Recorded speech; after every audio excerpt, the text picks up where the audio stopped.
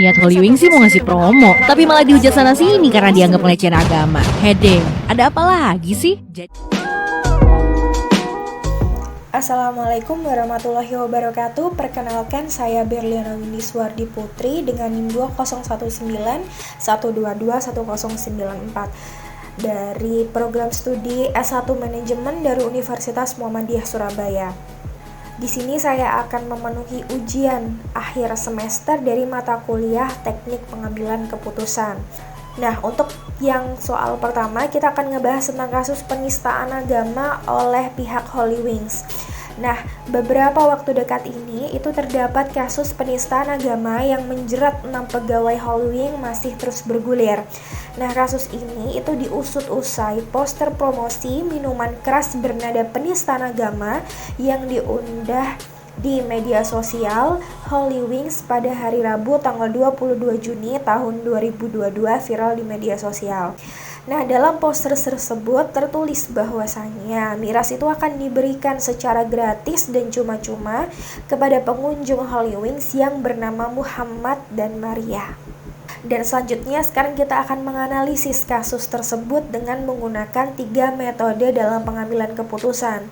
Untuk yang pertama kita menggunakan metode dari teori bias, yang kedua kita menggunakan metode perspektif six thinking hats atau berpikir menggunakan 6 topi.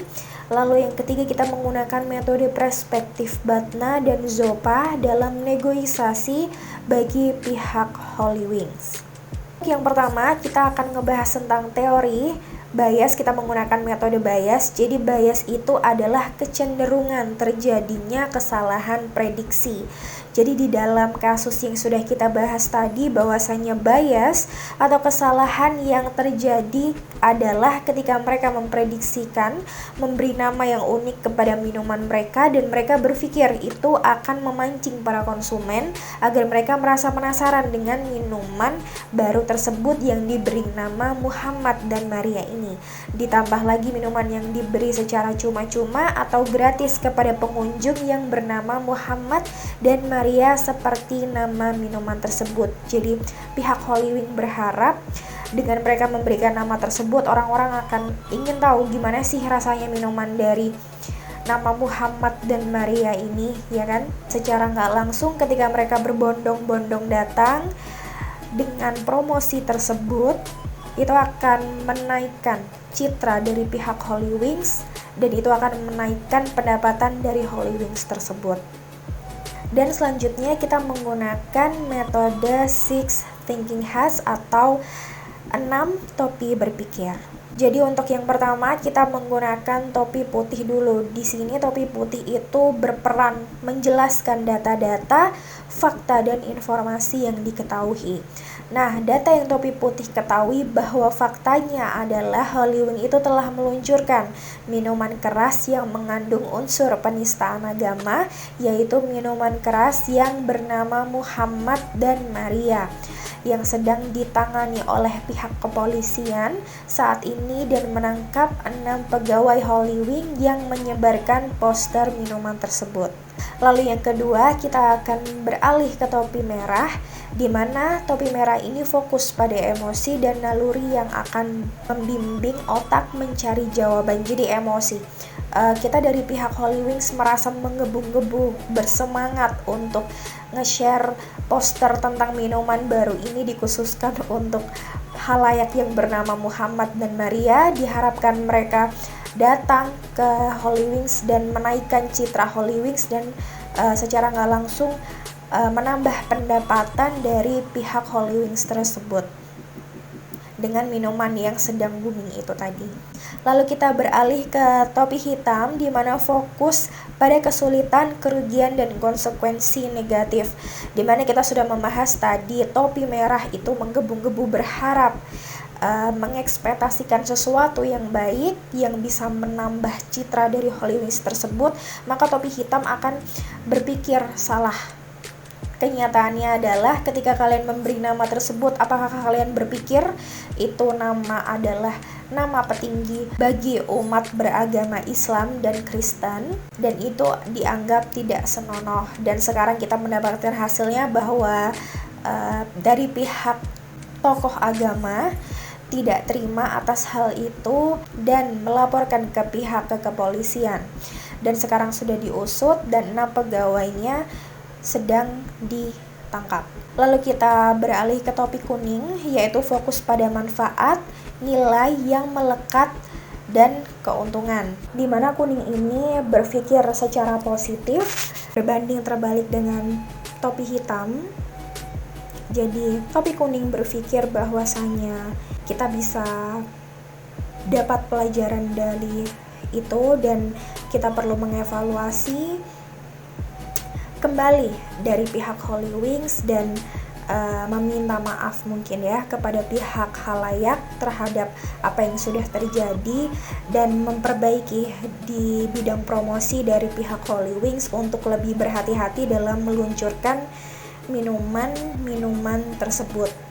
Dan kita ke topik hijau di mana fokus pada kreativitas, alternatif penyelesaian, dan cara-cara baru. Jadi pihak Holy Wings bisa merekonstruksi ulang, memberi nama yang bagus kepada minuman tersebut tanpa mengandung unsur sara dan menjadi pelajaran yang baik untuk mereka. Seperti contoh mungkin kita bisa mengganti nama dengan minumannya sebagai gentleman, untuk yang perempuan feminim, dengan nama-nama yang mungkin lebih baik dan tidak memancing khalayak umum untuk berpikir negatif. Lalu selanjutnya kita beralih ke topi biru, di mana topi biru ini sangat netral. Jadi dia tidak pro juga tidak kontra.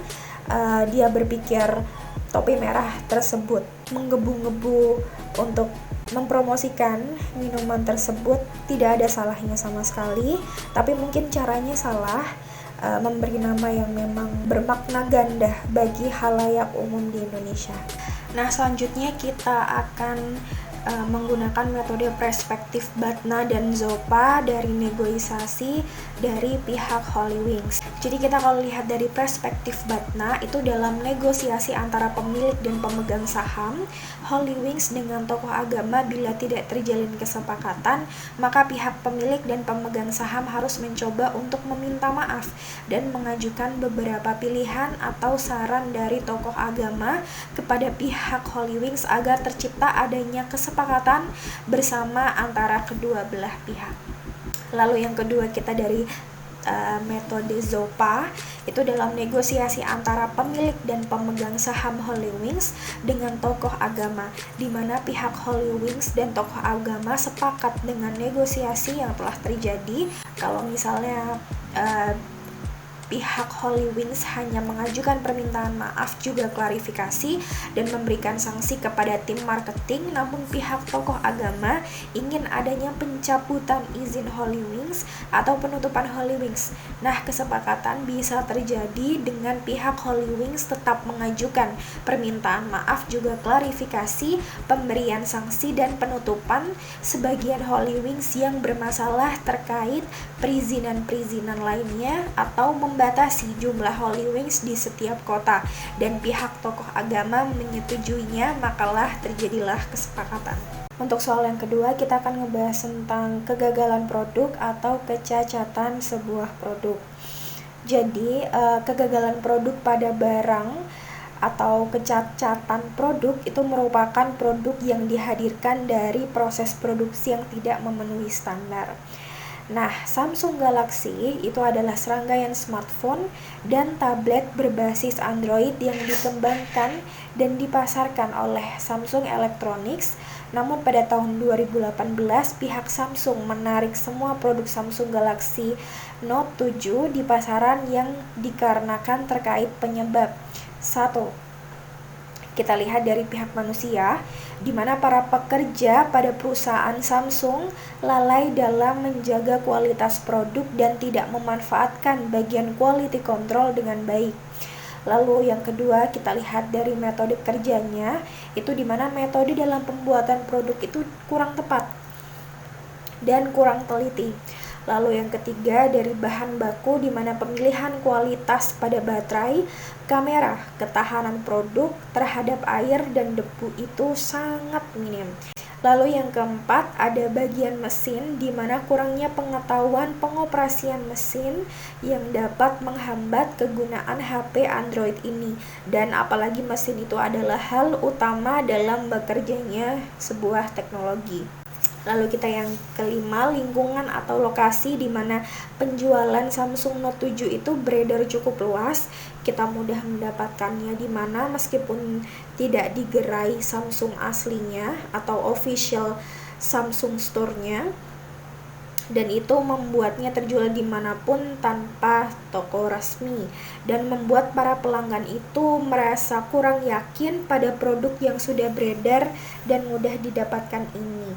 Lalu kita hubungkan dengan hubungan kasualitas, di mana kita lihat dari metode ini itu kurang canggih dan SOP-nya kurang, lalu dari mesin itu kurang pengetahuan operasi, lalu dari segi lingkungan itu terlalu beredar luas dan kurang menjamin keaslian atau keorgannya.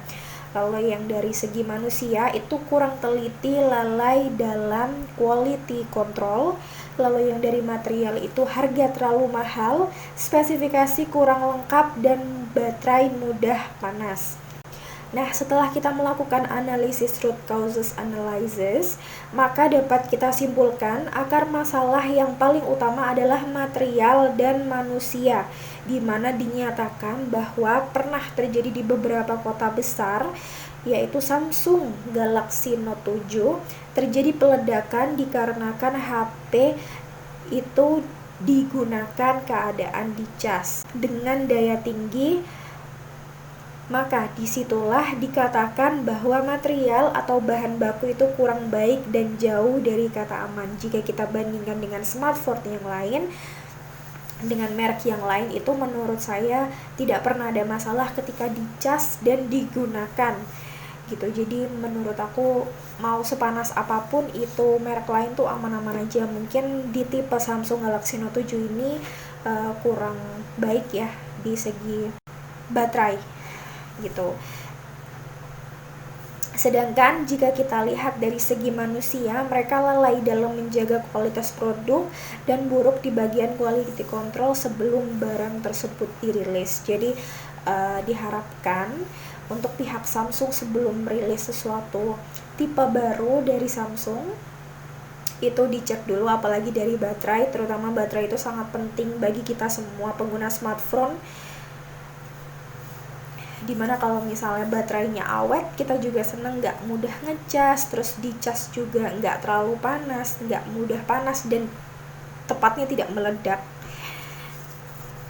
Jadi gitu, sekian dari ujian akhir semester saya. Bila ada kesalahan dan kekurangan, mohon maaf. Saya pamit undur diri. Wassalamualaikum warahmatullahi wabarakatuh.